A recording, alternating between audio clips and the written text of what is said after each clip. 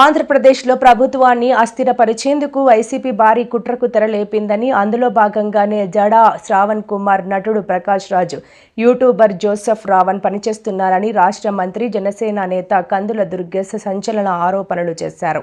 పవన్ కళ్యాణ్ను లక్ష్యంగా చేసుకుని ఈ ముగ్గురు తాడేపల్లి నుంచి వస్తున్న ఒకే స్క్రిప్టును అమలు చేస్తున్నారని ఆయన తీవ్రస్థాయిలో ధ్వజమెత్తారు. ఇవన్నీ చూస్తూ ఉంటే మనం ముందు నుంచి చెప్తున్న విధంగానే రావణ్ వెనక కానీ, జడా శ్రావణ్ వెనక కానీ, ప్రకాష్ రాజ్ వెనక కానీ ఉన్నది వైసీపీ అనేటువంటిది స్పష్టంగా కనపడతా ఉంది. దాంతోపాటు ఒక పక్కన క్రైస్తవుల్ని రెచ్చగొట్టి మతఘర్షణలు సృష్టించాలనేటువంటి ఆలోచనతో రావణ్ కానీ, జడా శ్రావణ్ కానీ పనిచేస్తున్నారు అనేటువంటిది స్పష్టంగా కనపడతా ఉంది. మీరు ఏలూరు సభ చూసుకున్నట్లయితే దళిత క్రిస్టియన్లకు సంబంధించినటువంటి హక్కుల గురించి పెట్టినటువంటి సభలో ఎవరైనా అంశం మీద మాట్లాడారా? అందరూ కూడా మాట్లాడిన వక్తలందరూ కూడా కేవలం పవన్ కళ్యాణ్ గారిని వ్యక్తిగతంగా విమర్శించడానికే ఆ సభను ఉపయోగించుకున్నారు.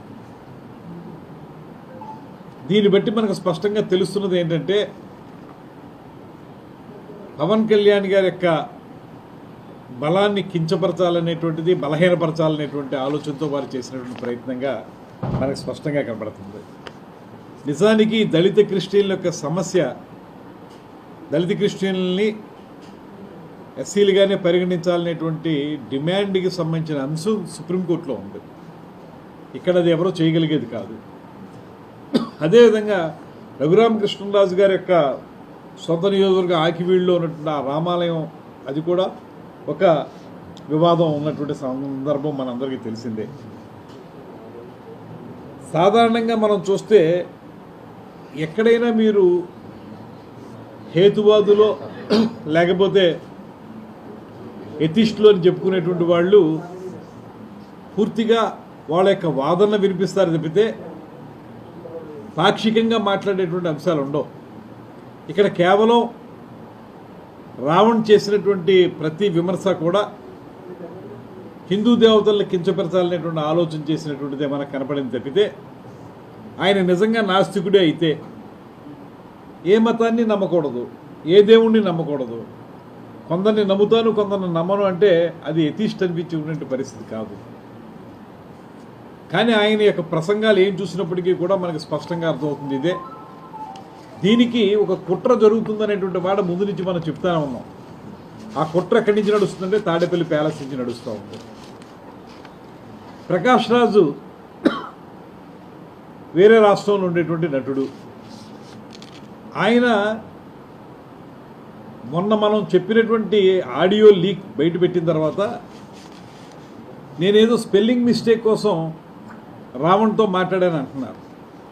నేను ఒకటే అడుగుతున్నాను, ఈ రాష్ట్రంలో ఎంతమంది జర్నలిస్టులు లేరు, ఎంతమంది పాత్రికేయులు లేరు, వారెవ్వరితోనూ మాట్లాడకుండా స్పెల్లింగ్ మిస్టేక్ని కేవలం రావణ్తోనే మాట్లాడారంటే వాళ్ళిద్దరికీ ఉన్న అనుబంధం అర్థమవుతుంది కదా మనకి. అంటే అక్కడ స్పెల్లింగ్ మిస్టేక్ మాత్రమే కాదు, భావ ప్రకటన ఏ రకంగా చేయాలనేటువంటి ఆలోచన కూడా ఇద్దరు కలిసి పంచుకుని ఎప్పుడు ఏం మాట్లాడాలో అది మాట్లాడుకునే విధంగా వారు చేసినటువంటిది మనకి ప్రత్యక్షంగా కనబడుతుంది. మొన్న సభలో మాట్లాడిన వారు దళితుల సంక్షేమం గురించి కానీ, దళిత క్రైస్తవుల సంక్షేమం గురించి కానీ ఒక్క మాట అయినా మాట్లాడారా? దానికి సంబంధించినటువంటి అంశాల మీద ఎక్కడైనా ఎలుగెత్తి చాటారా? అవేమీ మాట్లాడకుండా పవన్ కళ్యాణ్ గారిని వ్యక్తిగతంగా దూషించడానికి వాళ్ళ సమయాన్ని పూర్తిగా కేటాయించారు. జడా శ్రావణ్ గారు ఇంకా కొత్త వాదన కూడా తీసుకొచ్చారు. ఆయనకి సంవత్సరంలో 400 కోట్లు వచ్చినాయి, దానికి సంబంధించి ఆదాయ పత్రాలు సరిగ్గా చూపించలేదు.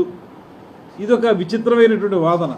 మనకు తెలుసు, సినిమాలు అనేవి ప్రారంభమై ముగిసి విడుదలకు నోచుకునే సమయానికి పెద్ద హీరోల సినిమాలు అన్నీ కూడా 2 సంవత్సరాలు, 2.5 సంవత్సరాలు, 3 సంవత్సరాలు పడతా ఉంటాయి.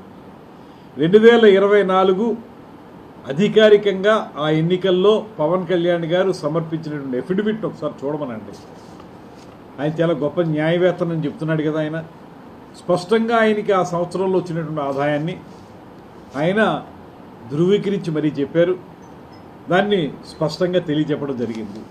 ఇది ఒక కొత్త వాదన తీసుకొచ్చి అసలు ఒక్క విషయం నేను అడుగుతాను మీకు ముందు నుంచి కూడా. ఏనాడైనా పవన్ కళ్యాణ్ గారు జడ శ్రావణ్ గారి గురించి ఒక మాట కానీ ఆయన యొక్క విధానాల గురించి కానీ ఎప్పుడైనా మాట్లాడారా?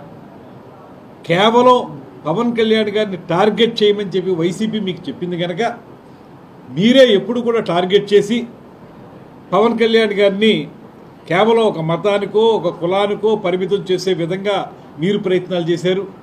సనాతన ధర్మం మీద దుర్మార్గమైనటువంటి మాటలు మీరు మాట్లాడారు. అదేవిధంగా రావణ్ కూడా అదే మాట్లాడాడు, ప్రకాష్ రాజ్ కూడా అదే మాట్లాడాడు. ఇవన్నీ చూస్తే వీళ్ళందరికీ ఒకే స్క్రిప్ట్ తాడేపల్లి ప్యాలెస్ నుంచి వస్తుంది. దాన్ని మాత్రమే వాళ్ళు అమలు చేస్తున్నట్టుగా స్పష్టంగా మనకు కనబడతా ఉంది. ఇక ఈ కుట్ర మొత్తంలో కూడా మనకి రావణ్ అదేవిధంగా ప్రకాష్ రాజ్తో పాటు జడ శ్రావణ్ కుమార్ గారు ప్రధానమైనటువంటి ఒక పాత్ర పోషించాడు. ఆయన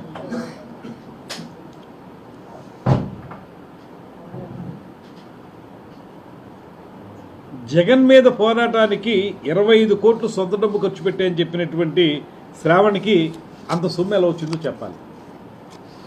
ఇప్పుడు ఆయన అద్భుతమైనటువంటి న్యాయవాది కాదు, రోరింగ్ ప్రాక్టీస్ ఉన్నటువంటి న్యాయవాది కాదు.